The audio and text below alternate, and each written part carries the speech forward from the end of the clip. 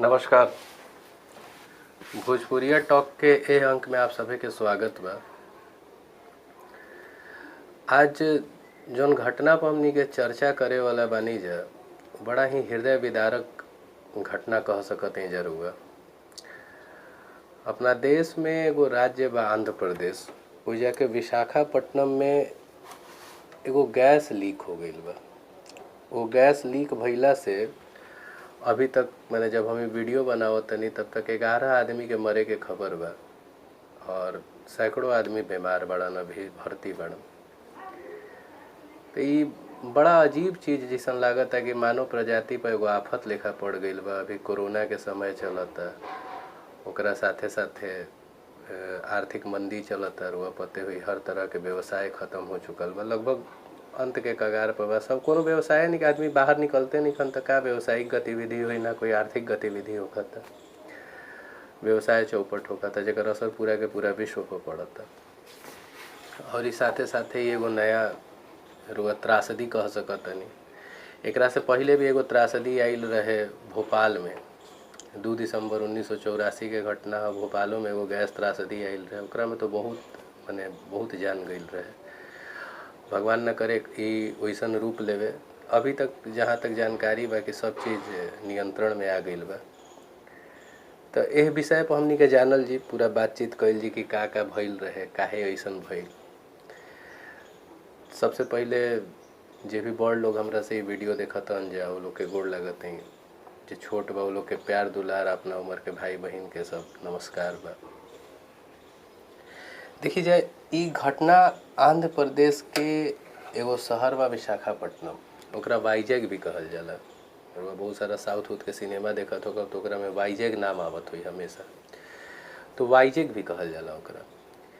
ओइजे main शहर से 25-30 kilometre के दूरी पर ये एगो फैक्ट्री रहे, एलजी पॉलीमर। एकर शुरू में नाम रहे हिंदुस्तान पॉलीमर, बाद में एलजी एकरा अपना अंडर ले लेलस, तो एकर नाम एलजी पॉलीमर हो गई। ओइजा पॉलीस्टाइलिन जौन बा ओकर निर्माण कइल जात रहे, ठीक बा। जो पॉलीस्टाइलिन बा ओकरा एकरा स्टाइरोफोम भी कहल जाला। जो पॉलीस्टाइलिन होला ओकरा स्टाइरोफोम भी कहल जाला।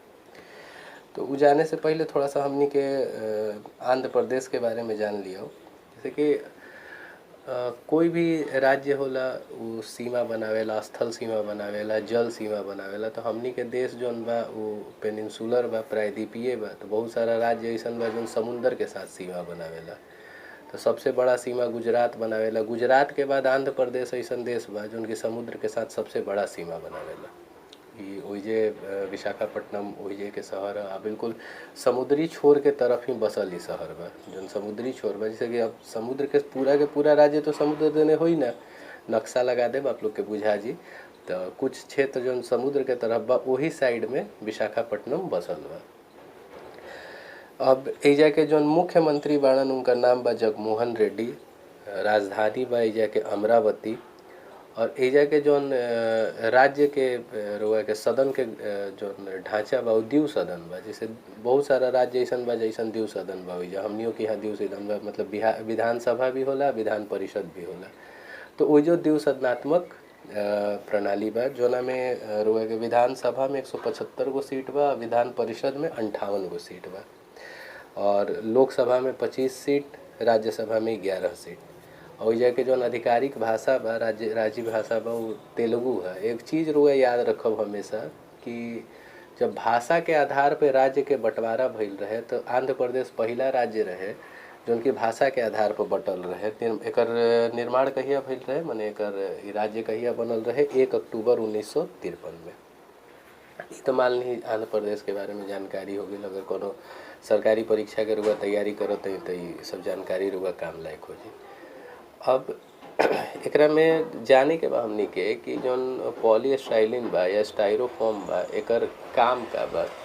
एकर काम बा जैसे फोम वाला गिलास उलास रुआ लोग देखत हो कब, आजकल शादी ब्याह में चलेला फोम के गिलास, कप,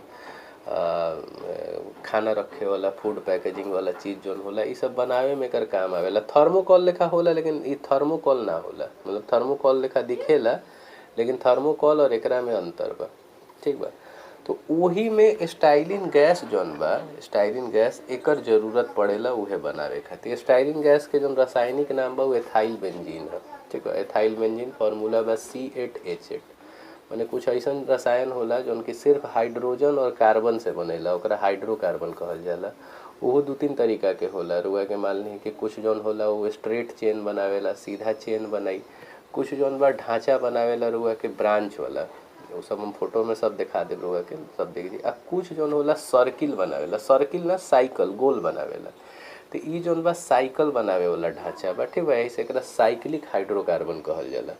एकरा में 8 गो कार्बन के साथे 8 गो हाइड्रोजन होला, ठीक बा। तो एकरे प्रयोग से एकर यूज होत रहे LG पॉलीमर जौन कंपनी बा ओमे एकरे निर्माण कइल जात रहे। तो ई जौन गैस बा वो मतलब एकर वाष्पीकरण बा बहुत जल्दी हो जाला। 20 डिग्री के नीचे रही तो तरल अवस्था में रही, आ 20 डिग्री से ऊपर चल जी तो ई वाष्पित होखे लगी, वाष्पित होके बाहर निकले लगी। तो 2 गो टैंक रहे 55 हजार टन के। 40 दिन से कंपनी सब बंद बाड़ी सन लॉकडाउन के वजह से। तो ऐसा मानल जाता है कि जौन शीतल करे वाला जौन टेक्नोलॉजी रहे, जौन सिस्टम रहे, उहे गड़बड़ा गई रहे। तो गड़बड़ा गई तब 20 डिग्री से नीचे रही तबे न तरल रही, ओकरा से तो ऊपर भइला पई गैस बन जी। तो उहे शीतलन वाला जौन पद्धति रहे, शीतलन वाला जौन व्यवस्था रहे वो गड़बड़ा गई। वो व्यवस्था गड़बड़ैला के बाद भइली कि अभी धीरे धीरे वाष्पित होखे लागल, वाष्पित होखे लागल तो बहरी निकले लागल, बहरी निकले लागल तो जनसंपर्क में आवे लागल।